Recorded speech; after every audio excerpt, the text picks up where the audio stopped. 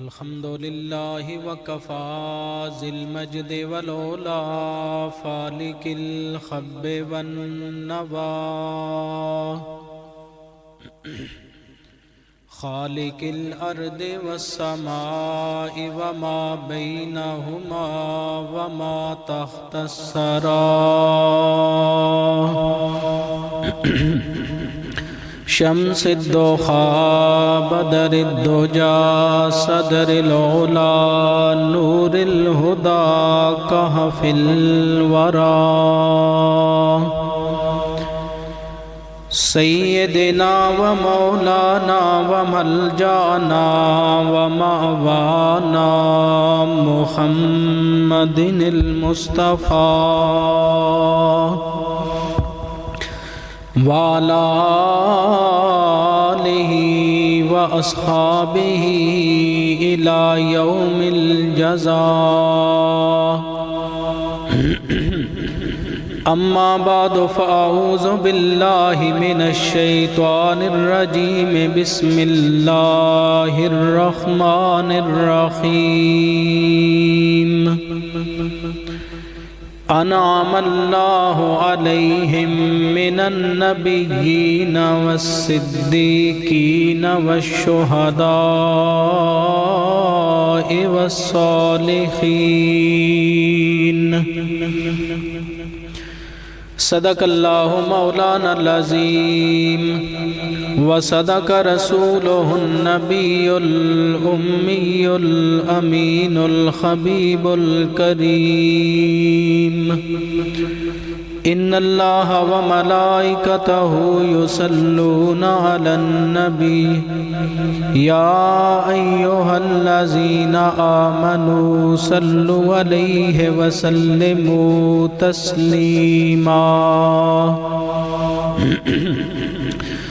الصلاة والسلام عليك يا سيدي يا رسول الله وعلى آلك وأصحابك يا سيدي يا حبيب الله الصلاة والسلام عليك يا سيدي يا رسول الله وعلى آلك وأصحابك يا سيدي يا رحمة للعالمين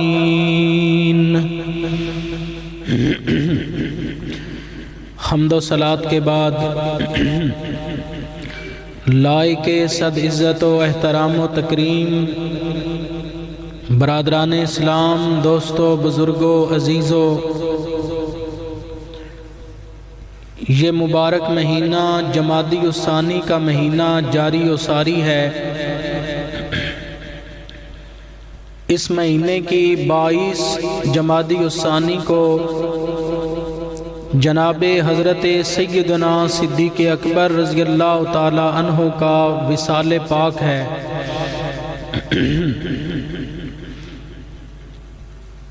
آپ کی ذات والا صفات کے حوالے سے چند باتیں آپ کی خدمت میں عرض کرنے کی کوشش کروں گا۔ دعائے اللہ تعالیٰ میری زبان پر کلمۃ الحق جاری فرمائے اور سن کر سنا کر ہم سب کو سیرت سیدنا صدیق اکبر پر عمل کرنے کی توفیق عطا فرمائے۔ برادران گرامی قدر، اس دنیا میں بہت سارے نمازی بھی صدیق ہیں، بہت سارے حاجی بھی صدیق ہیں، اس دنیا میں بڑے بڑے نیک عملوں والے ان میں سے بھی صدیق ہیں، اس دنیا میں بڑے بڑے تاجر بھی صدیق ہیں۔ صدیق کا معنی ہوتا ہے سچا، لیکن اس بھری کائنات میں جتنے بھی صدیق ہیں، جس درجے کے بھی صدیق ہیں، ان کی صداقت اور ان کی سچائی کا اعلان قیامت کے میدان میں ہوگا کہ یہ اللہ کا سچا بندہ تھا، یہ اللہ تعالیٰ کا صدیق بندہ تھا۔ ہر انسان کی سچائی کا اعلان میدان قیامت میں ہوگا۔ حضور کے صحابہ کرام میں سے واحد صدیق اکبر ہیں جن کی صداقت کا اعلان رب کائنات میں قرآن میں اعلان فرما دیا۔ رب کائنات نے قرآن کریم میں جناب صدیق اکبر کو صدیق کا لقب دیا۔ مفسرین نے لکھا کہ جناب صدیق اکبر رضی اللہ تعالی عنہ کی شان میں قرآن کریم فرقان حمید میں 32 آیات آئیں جن میں اللہ تعالیٰ نے جناب صدیق اکبر رضی اللہ تعالی عنہ کی صداقت کا، ان کے کمالات کا اور ان کی شانوں کا تذکرہ فرمایا۔ صدیق اکبر نبی کائنات صلی اللہ علیہ وسلم کے غلاموں میں سے وہ ہیں جو حضور کے اعلان پر سب سے پہلے کلمہ پڑھ کے دائرہ اسلام میں داخل ہونے والے ہیں۔ صدیق کا لغوی معنی سچا ہوتا ہے اور صدیق اکبر کا معنی سب سے بڑا سچا، یعنی اللہ تعالیٰ نے اپنی کائنات میں انبیاء کرام کے بعد انسانیت میں سے، بشریت میں سے جس ذات کو اللہ تعالیٰ نے سب سے بلند مرتبہ عطا کیا وہ حضرت سیدنا صدیق اکبر ہیں، کہ جن کو اللہ تعالیٰ کے قرآن نے بھی صدیق کہا، میرے مصطفیٰ کی زبان نے بھی صدیق کہا۔ معراج کی رات حضور سفر معراج سے واپس پلٹے تو سب نے، کفار مکہ نے انکار کیا کہ یہ کیسے ممکن ہے ایک بندہ راتوں رات مسجد اقصیٰ اور مسجد حرام کی سیر کرے اور جنت اور دوزخ دیکھے اور پھر واپس آ جائے۔ جب سب نے انکار کیا، ابو جہل نے کہا صدیق بتاؤ اے ابو بکر، کیا یہ ممکن ہے کہ کوئی بندہ رات کے تھوڑے حصے میں جنت اور دوزخ کا بھی مشاہدہ کر کے واپس آئے، مسجد اقصیٰ اور مسجد حرام کی سیر کر کے واپس آئے؟ تو صدیق اکبر نے کہا یہ ممکن نہیں۔ تو وہ کہنے لگے کفار مکہ کے صدیق، اے ابو بکر یہی بات تیرے رسول اللہ صلی اللہ علیہ وسلم کر رہے ہیں، یہی بات حضرت محمد مصطفیٰ صلی اللہ علیہ وسلم کر رہے ہیں۔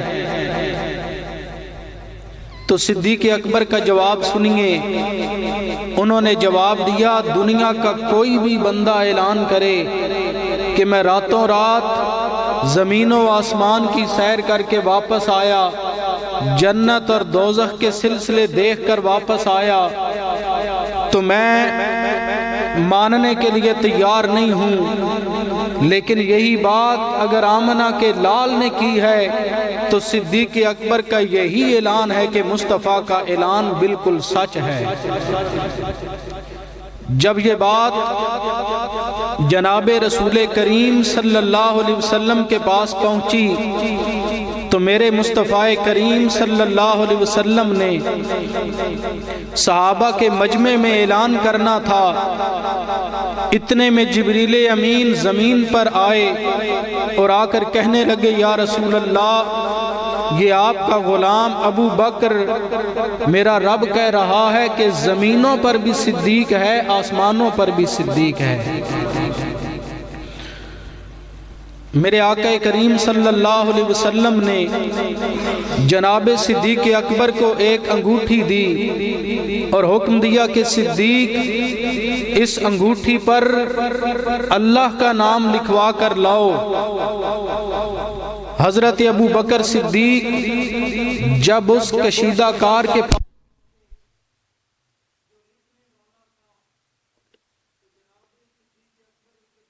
ताला अन्हो ने उस लिखने वाले से कहा कि इस अंगूठी पर अल्लाह का भी नाम लिखो और इस पर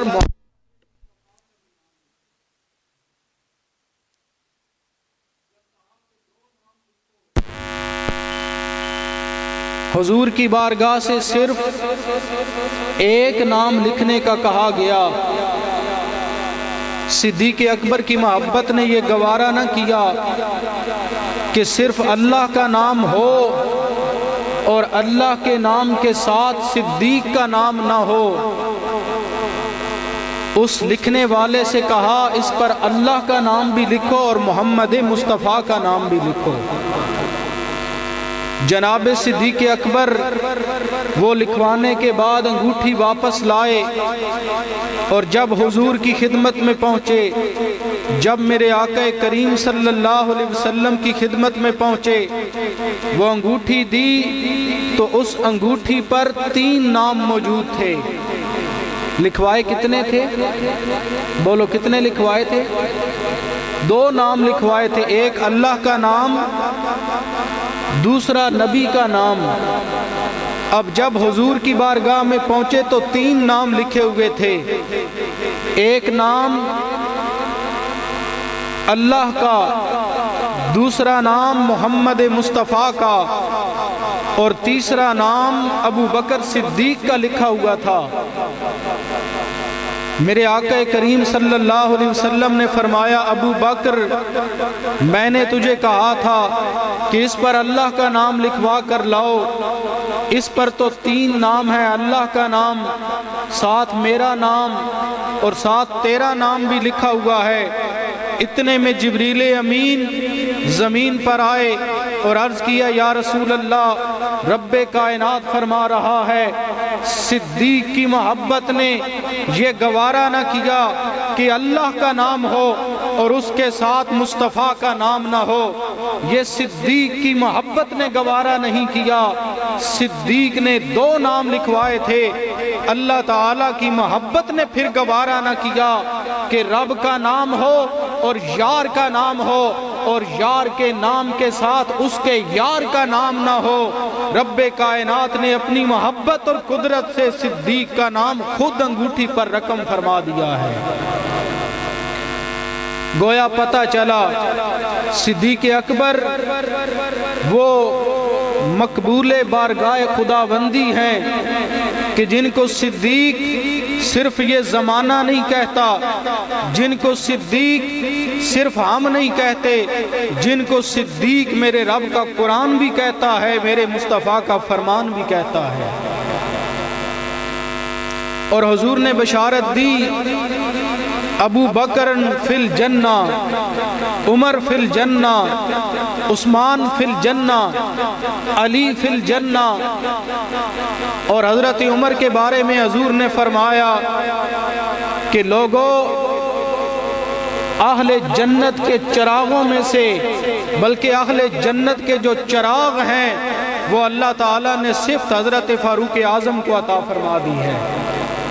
जिस तरह सूरज ना हो तो दिन नहीं निकलता, रात ही रात होती है, दिन नहीं चढ़ता, अंधेरा छा जाता है। सूरज ना हो तो ज़मीन पर इंसानियत का गुजारा नहीं होता। मेरे नबी की हदीस यही बता रही है लोगों, सूरज ना हो तो इंसानियत का गुजारा नहीं होता।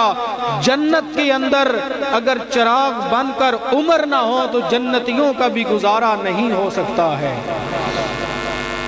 इस कैफियत और इस मर्तबे की हामिल शख्सियत मुराद रसूल हज़रत फारूक आज़म और ज़ुन्नुरैन तो फिर ज़ुन्नुरैन हैं, जिनके बारे में जिनको लक़ब गनी का लक़ब मेरे मुस्तफ़ा ने दिया। ये वो उस्मान बिन अफ़्फ़ान है कि जिसने पूरी जिंदगी उस्मान ज़ुन्नुरैन ने अपना नफ्स नहीं देखा। पूरी जिंदगी हज़रत उस्मान ने अपना नफ्स नहीं देखा। किसी ने कहा उस्मान ज़ुन्नुरैन क्यों नहीं देखते, तो जवाब दिया شرم آتی ہے انہی آنکھوں سے اپنے نفس کو دیکھیں اور انہی آنکھوں سے مصطفیٰ کا دیدار کریں۔ یہ وہ شرم و حیا کا پیکر عثمان ہے کہ جو غسل خانے کے اندر بھی کپڑوں سمیت غسل کرتے تھے، اور علی تو پھر علی ہیں، حضور کے داماد عثمان ذو النورین مصطفیٰ کے دوہرے داماد۔ میرا عنوان ہے حضرت ابو بکر صدیق رضی اللہ تعالی عنہ۔ آئیے پہلے مولا کائنات کے علم کا جائزہ لیتے ہیں اور پھر مولا علی کی زبانی یہ سنتے ہیں کہ اللہ تعالیٰ نے ابو بکر صدیق کو کتنا بڑا عالم بنایا تھا۔ حضرت مولا علی کا خود فرمان ہے، آپ نے فرمایا کہ میں بسم اللہ شریف کی جو بے ہے اس کے نقطے کی اگر تفسیر لکھوں تو 70 اونٹ کتابیں اٹھا کر نہ چل سکیں۔ یہ حضرت مولا علی ہیں۔ اب سنیے حضرت مولا علی کا جواب صدیق اکبر کے بارے میں۔ فرمایا لوگوں ہم صحابہ میں سب سے بڑے عالم اگر دیکھنے ہوں تو اللہ تعالیٰ نے مصطفیٰ کے بعد سب سے بڑا عالم اس دھرتی پر صدیق اکبر کو بنایا ہے۔ اب خود اندازہ لگائیں کہ مولا علی کے علم کی یہ وسعت کہ بسم اللہ کے بے کے نقطے کی تفسیر لکھیں تو 70 اونٹ اٹھا کے نہ چل سکیں۔ وہ علی صدیق اکبر کو اپنا امام مان رہے ہیں جو 2.25 سال کی خلافت تھی نا صدیق اکبر کی۔ حضور کا وصال ہوا، مصلی رسول پر تو کسی نے بیٹھنا تھا، منبر رسول پر تو کسی نے بیٹھنا تھا حضور کے وصال کے بعد۔ 2.25 سال کی خطابت اور امامت صدیق اکبر کی منبر رسول پر مولا علی نے صدیق اکبر کے پیچھے نمازیں پڑھی۔ حضرت مولا علی نے انہیں امام مانا، اور جب نہج البلاغہ شیعہ کی معتبر کتاب کے اندر ہے حوالہ، حضرت علی صدیق اکبر کے میت مبارک پر آئے، اور جب دوسرے خلیفہ فاروق اعظم ان کے جنازے پر آئے تو حضرت علی کے جو الفاظ ہیں نہج البلاغہ میں شیعہ لکھنے والا ہے، کہتا ہے کہ حضرت علی نقاب پوش تھے اور آئے جنازے کے اندر اور الفاظ بلند کر کے یہ کہا۔ حضرت علی کہنے لگے حضرت فاروق اعظم کے جنازے پر ہاذا نے حضرت ابو بکر کا نام بھی لیا، حضرت عمر کا نام بھی لیا، اور فرمایا ہاذا نے امامان عادلان نے۔ لوگوں اس دھرتی پر صدیق اکبر اور عمر وہ انسان ہیں جو عادل بھی تھے، کائنات کے امام بھی تھے۔ خود حضرت مولا علی صدیق اکبر کے پیچھے نمازیں پڑھتے رہے، خود مولا علی فاروق اعظم کے پیچھے نمازیں پڑھتے رہے، خود مولا علی عثمان ذو النورین کے پیچھے نمازیں پڑھتے رہے۔ مسجد نبوی سے مصطفیٰ کریم صلی اللہ علیہ وسلم ہمارے آقا باہر نکلے تو حضور نے کیا دیکھا؟ سامنے حضرت ابو بکر صدیق کھڑے تھے۔ اب وہ علی جن کے بارے میں حضور کا فرمان النظر الی وجہ علی عبادہ، جیسے نماز اللہ کی عبادت ہے، علی کا چہرہ دیکھنا بھی اللہ کی عبادت ہے۔ اب وہ علی حضور کے ساتھ ہیں، یوں کندھے پر ہاتھ رکھا ہے حضرت علی کے میرے مصطفیٰ نے، سامنے صدیق اکبر تھے۔ حضور نے صدیق اکبر کو دیکھ کر حضرت علی سے فرمانے لگے علی دیکھ رہے ہو سامنے کون ہے؟ کیا صدیق کو دیکھ کر تم خوش نہیں ہوئے؟ تو حضرت علی کا انداز کیا تھا؟ وَعَلِيٍ يَضْحَكُ، حضرت علی میرے مصطفیٰ کا صدیق کو دیکھنا اور یہ فرمانے پر حضرت علی کیا کر رہے تھے؟ اس کے رد عمل میں پریشان نہیں تھے بلکہ مسکرا رہے تھے۔ اس روایت سے ثابت ہوا کہ صدیق اکبر میرے مصطفیٰ کے محبوب بھی ہیں، صدیق اکبر میرے نبی کی خوشی بھی ہیں، صدیق اکبر میرے نبی کے یار بھی ہیں، میرے نبی کے غلام بھی ہیں۔ اور پھر آپ کی کوئی بندہ تعریف کرے، مثلاً میں اس پنڈ میں کسی ٹھیکیدار یا مستری کو یہ کہہ دوں کہ جناب یہ آپ کا شاگرد، آپ نے محنت نہیں کی، 5 یا 7 یا 2 سال یا جتنا عرصہ بھی ساتھ رکھنے کے بعد آپ کی محنت ضائع گئی، یہ تو بیکار ہے، اسے تو کام کرنا نہیں آتا، تو آپ کہو گے قاری صاحب آپ ہمارے امام اور خطیب اپنی جگہ، ایک بات یاد رکھیے کہ اس پر میں نے محنت کی ہے، مجھے اس اپنے شاگرد پر ناز ہے، یہ صحیح کام کر رہا ہے۔ لعنت ایسی سوچ پر کہ جہاں سے یہ بات دماغوں میں جنم لیتی ہے اور کہا جاتا ہے نبی کے 3 صحابہ کے علاوہ باقی سب مرتد ہو گئے، ابو بکر صدیق کی محبت نہ ہو تو مولا علی کا فتویٰ ہے، اہل شیعہ کی کتاب میں فرمایا حب ابا بکر و عمر ایمانا و بغضهم کافرا، جس دل میں ابو بکر عمر کی محبت نہیں وہ دل منافق اور کافر کا دل ہو سکتا ہے۔ آج المیہ یہ ہے، مولا علی کا نام لے کر ایک فتنہ بپا کیا جا رہا ہے کہ ہم ہی علی والے ہیں، ہم ہی صرف مولا علی کو مانتے ہیں۔ میں نے کہا اگر علی کو ماننا ہے تو پہلے آ صدیق اکبر کے دروازے پر، نبی اسی علی کی محبت کو قبول کرتے ہیں جس کے دل میں پہلے صدیق اکبر کی محبت ہو۔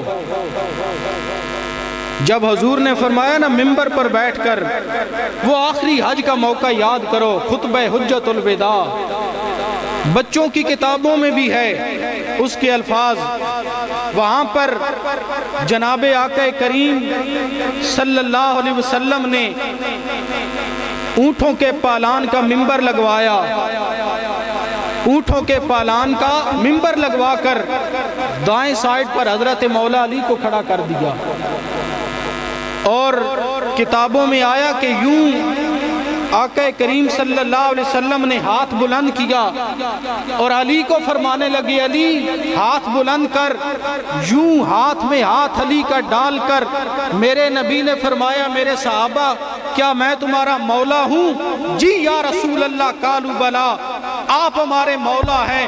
نبی نے فرمایا پھر سن لو، من کنت مولا ہو فہذا علی مولا ہو، جس جس کا نبی مولا ہے آج کے بعد اس کا علی بھی مولا ہے۔ اب یہ حدیث سن کر حضرت صدیق اکبر نے حضرت علی کے سامنے پیش کی۔ آپ کسی کی تعریف کرو تو جس کی تعریف آپ کر رہے ہو وہ سننے والا آپ کی بھی تعریف کرے گا، جواب میں گالی نہیں دے گا، جواب میں بری طرح پیش نہیں آئے گا۔ صدیق اکبر اسی حدیث کو لے کر حضرت علی سے کہنے لگے علی مبارک ہو، ساری کائنات کے مومنوں کے مولا بن گئے ہیں آپ۔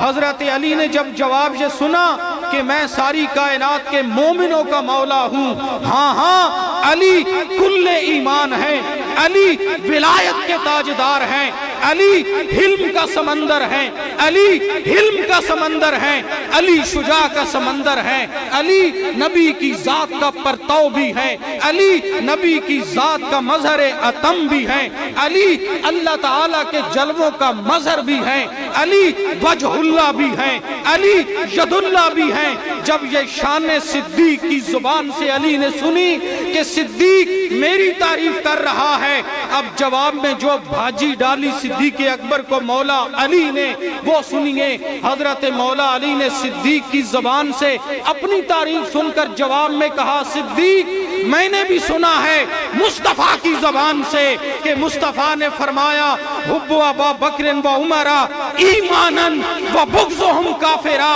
جس دل میں ابو بکر اور عمر کی محبت ہو وہی فاسق نہیں مومن ہے، اور جس دل میں ان دونوں کی محبت نکل جائے سن لو وہ کائنات میں کافر بن جایا کرتا ہے۔ یہاں پر ایک لطیف نکتہ ہے، وقت کم ہے پھر سے ہی۔ حضرت ابو بکر صدیق وہ عظمت کا پیکر ہے کہ حضور معراج کی رات یوں کر کے صرف دروازے پر دستک نہیں دی، دروازے کو ہاتھ لگایا۔ یہ ہجرت کی رات تھی، صدیق اکبر ساری رات نہیں سوئے، کب محبوب آ جائے، کب مصطفیٰ آ جائیں۔ صدیق اکبر نے فوراً دروازہ کھول دیا، حضور کے ساتھ ہوئے۔ جب صدیق اکبر غار میں پہنچے، آپ جاننے والے لوگ ہیں، بتائیے غار کے اندر پہلے صدیق اکبر گئے تھے یا میرے مصطفیٰ گئے تھے؟ بولیں کون گیا تھا؟ صدیق اکبر پہلے گئے، غار کو نا صاف کیا۔ غار صاف کرنے کے بعد دیکھا کہ غار میں سوراخ تھے۔ صدیق کی محبت کو کروڑوں سلام کہ جسم کے کپڑے پھاڑ ڈالے، جسم کے کپڑے پھاڑ کے غار کے سوراخ بند کرتے رہے، سر کی پگڑی اتار کے ٹکڑے کیے، سوراخ بند کیے۔ ایک سوراخ بچ گیا، دل نے کہا صدیق اس سوراخ پر اپنے پاؤں کی ایڑی جما لوں گا۔ صدیق اکبر عرض کرتے ہیں یا رسول اللہ غار صاف ہو گئی۔ صدیق اکبر گئے، میرے مصطفیٰ نے فرمایا صدیق سونا چاہتا ہوں۔ اب جس صدیق نے اپنے تن کے کپڑے بھی قربان کر دیے، اسی لیے کسی عاشق نے کہا تھا ہر کٹھ کو ویکھ کے تھک تھیندی متا مل پوے ای میل دے وچ، ہر کٹھ کو ویکھ کے تھک تھیندی متا مل پوے اس کسے میل دے وچ، او نہیں ملدا ادا ذکر تے ہے ہر دم دل یاد، او نہیں ملدا ادا ذکر تے ہے دل رج پاؤندے ای کھیل دے وچ، اور ادا ذکر کراں ادا ذکر جپاں ہر دم اویل سویل دے وچ، ناشاد تن تے ہن ترے لیراں او بھی دے آئیاں اج ویل دے وچ۔ صدیق وہ ہے کہ جس نے اپنے تن کے کپڑے بھی یار پہ قربان کر دیے۔ پیر سیال لجپال خواجہ خواجگاں خواجہ محمد قمر الدین سیالوی بولے میرے پیر سیال، آپ نے فرمایا کہ غار صاف ہوئی، صدیق نے کی، نبی پھر داخل ہوئے۔ اسی طرح رب نے فرمایا محبوب اپنے غلام صدیق سے کہہ دو کہ آج کے بعد جس دل میں صدیق صفائی نہیں کرے گا اس دل پر کبھی مصطفیٰ داخل نہیں ہوں گے۔ یہ مقام صدیق اکبر ہے جو افضل البشر بعد الانبیاء۔ غار صاف ہوئی، جب پہنچے حضور نے فرمایا صدیق آرام کرنا چاہتا ہوں۔ یا رسول اللہ گود حاضر ہے، گود بچھائی صدیق اکبر نے، حضور نبی کریم صلی اللہ علیہ وسلم نے سر انور رکھا، حضور آرام کر رہے تھے۔ صدیق اکبر نے وہ ایڑی اس سوراخ پر جمائی، ایک سانپ جو 700 سال سے انتظار کر رہا تھا، جس نے اپنے نبی سے سن رکھا تھا کہ صدیق اکبر اور مصطفیٰ غار میں آئیں گے، اس غار سور میں رہنے والا سانپ ڈس رہا تھا۔ لوگوں نے کہا صدیق رو پڑا، زہر جسم میں سرایت کر گیا، صدیق رو پڑا۔ میں اس بات کی نفی کرتا ہوں علل اعلان کہ صدیق درد کی وجہ سے نہیں رویا۔ اگر صدیق درد کی وجہ سے رویا تو پھر کس سے یوسف علیہ السلام قرآن سے نکال دو۔ اگر صدیق درد کی وجہ سے رویا تو وہ نبی کی آواز سے اونچی آواز والی آیات بھی ختم کر دو۔ صدیق درد کی وجہ سے رویا تو صدیق جسم کے کپڑے پھاڑ کے وہ غار کے سوراخ بند کرنے والا عاشق ماننا غلط ثابت کر دو، غلط کر دو اس بات کو بھی، یہ پھر میں نہیں مانتا۔ ہاں بازار مصر کی عورتیں اگر انہیں زلیخا کہے کہ تم نہیں جانتی میرے مصطفیٰ کتنے حسین ہیں، کتنے جمیل ہیں، تم نہیں جانتی تو وہ کہیں کیسے ہم کیسے مان لیں؟ تو یوسف علیہ السلام کے سامنے وہ عورتیں آئیں اور وہ پھل کاٹ رہی ہوں، قرآن فرمائے وَقَطَّعْنَا أَيْدِيَهُنَّ، یہاں سے بھی کاٹ دیے، باب تفیل ہے گرامر کی رو سے، یہاں سے بھی کاٹ دیے، یہاں سے بھی کاٹ دیے۔ حسن یوسف میں ایسے مست ہوئی وہ عورتیں کہ بالکل تن من کی فکر نہ رہی، ہاتھ کاٹ ڈالے۔ ام المومنین اما عائشہ صدیقہ بولی لوگو خدا کی قسم وَقَطَّعْنَا قُلُوبَهُنَّ، وہ عورتیں اگر حسن مصطفیٰ کو دیکھ لیتی تو دل تو کیا ہاتھ تو کیا اپنے جگر بھی ٹکڑے ٹکڑے کر ڈالتی ہیں۔ اب ثابت ہوا کہ جب حسن سامنے ہو تو درد نہیں ہوتی، تکلیف نہیں ہوتی۔ ایک طرف حسن مصطفیٰ ہے جھولی میں تو صدیق درد سے روئے، حسن یوسف سامنے ہو تو ہاتھوں کی پرواہ نہیں۔ حسن مصطفیٰ جھولی میں ہو، وہاں سانپ جان لینے کو آیا تھا، وہاں موت تھی لیکن صدیق اکبر کی جھولی میں حیات تھی، وہاں موت تھی صدیق اکبر کی جھولی میں رحمت کائنات تھے، وہاں موت بن کر سانپ آیا، صدیق اکبر کی جھولی میں حیات بیٹھی ہوئی تھی۔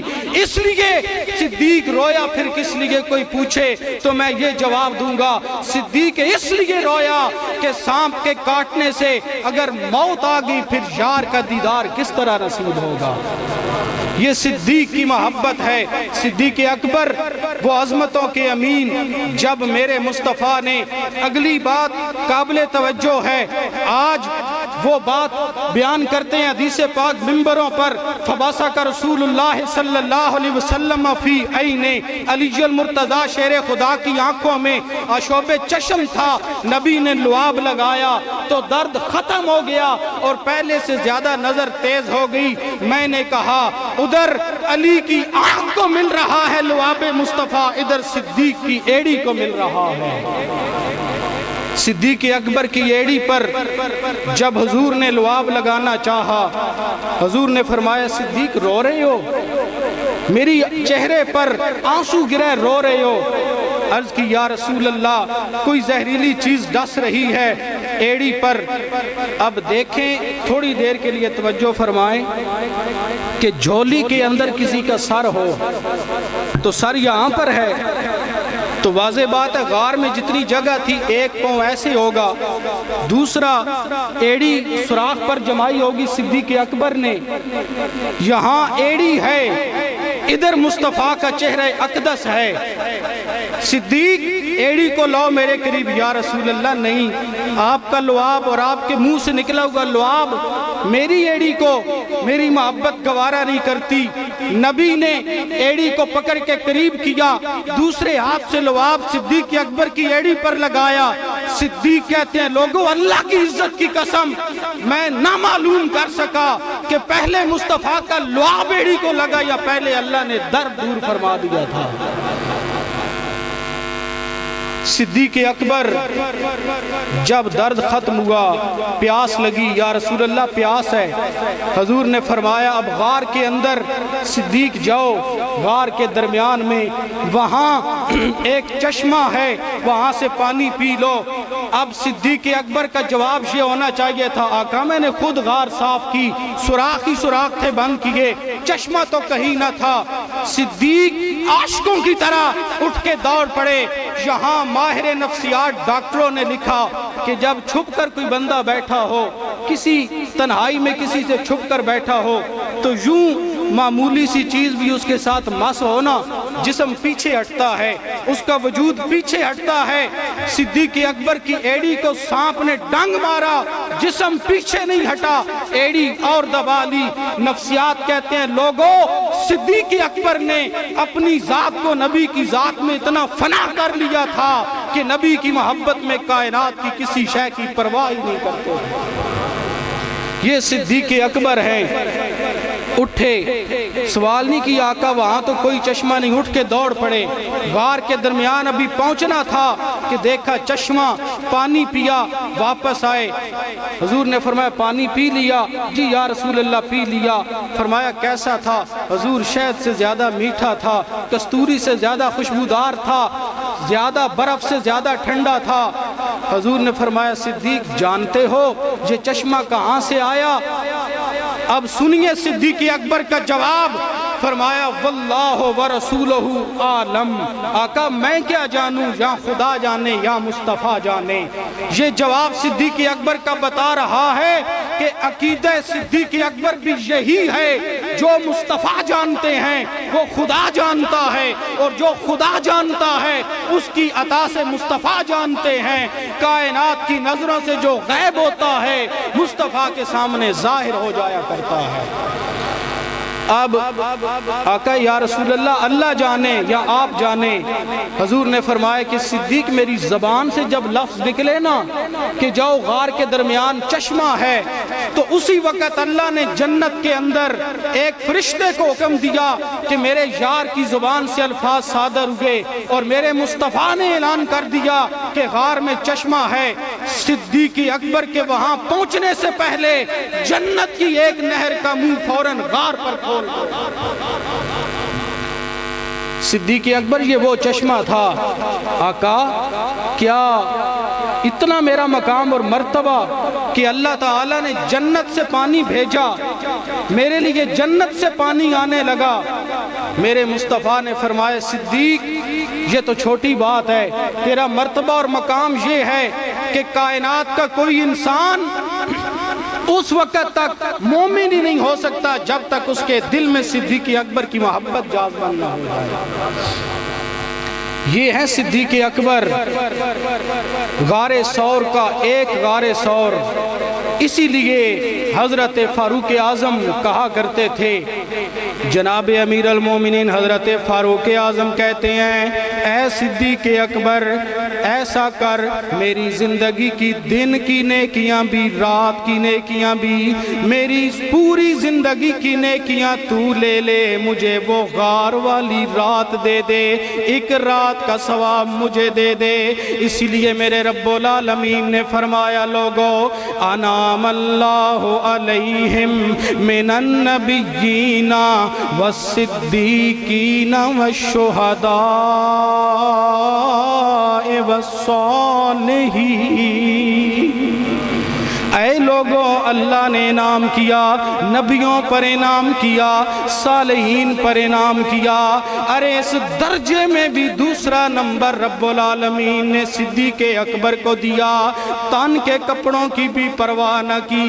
وہ وقت بھی آیا حضرت صدیق اکبر کو جب نبی کے نام پر ظالموں نے مارنا شروع کر دیا، اتنا زیادہ مارتے ہیں، روایات میں آیا حضرت صدیق اکبر کا ناک مبارک بھی غائب ہو گیا، منہ بھی سوج گیا۔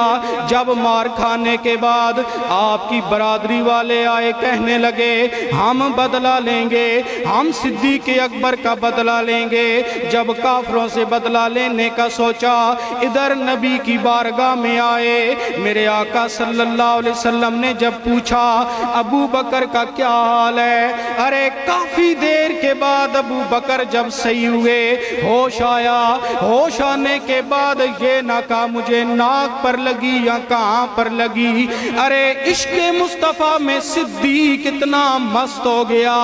صدیق اکبر کہنے لگا اے لوگو جلدی کرو مجھے ایک ہی خبر دو، میرے مصطفیٰ کا کیا حال ہے۔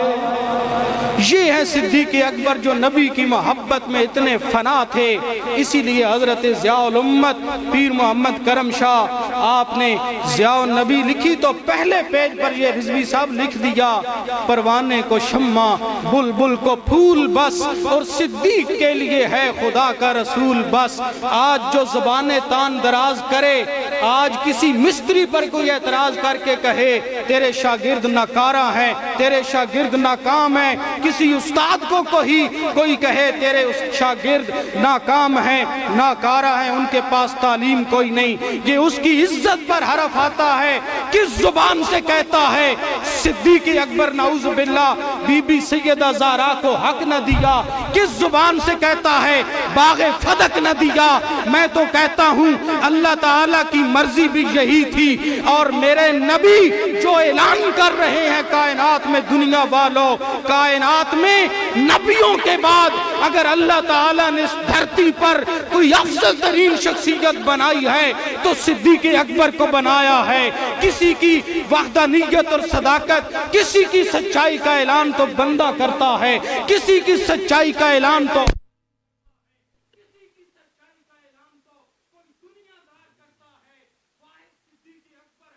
جن کی وحدانیت کا اعلان میرے رب کا قرآن بھی کرتا ہے، جن کی صداقت کا اعلان زمین بھی کرتی ہے، جن کی صداقت کا اعلان آسمان بھی کرتا ہے، جن کی صداقت کا اعلان علی بھی کرتے ہیں، جن کی صداقت کا اعلان صحابہ بھی کرتے ہیں، جن کی صداقت کا اعلان امام جعفر صادق بھی کرتے ہیں۔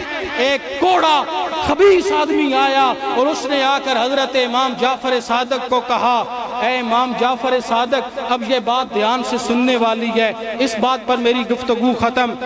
اے امام جعفر صادق، حضرت ابو بکر کو آپ بھی صدیق کہتے ہیں؟ دل کا کالا تھا، اس کے دل میں خیال تھا کہ یہ کہیں گے نہیں میں نہیں صدیق کہتا۔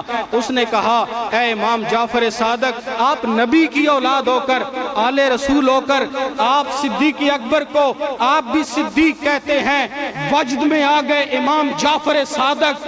یہ کون ہے؟ امام حسین علیہ السلام کے پوتے حضرت امام جعفر صادق نے اس منافق کو کہا، اگر تیرے دل میں بغض صدیق اکبر ہے تو سن، نبی کا لال جعفر صادق اعلان کر رہا ہے، نام ہوا صدیق، نام ہوا صدیق، نام ہوا صدیق۔ تو ایک مرتبہ صدیق سے جلتا ہے، نبی کا لال 3 مرتبہ دوہرا کر کہہ رہا ہے، ہاں ہاں وہ صدیق ہے، ہاں ہاں وہ صدیق ہے، ہاں ہاں وہ صدیق اکبر ہے۔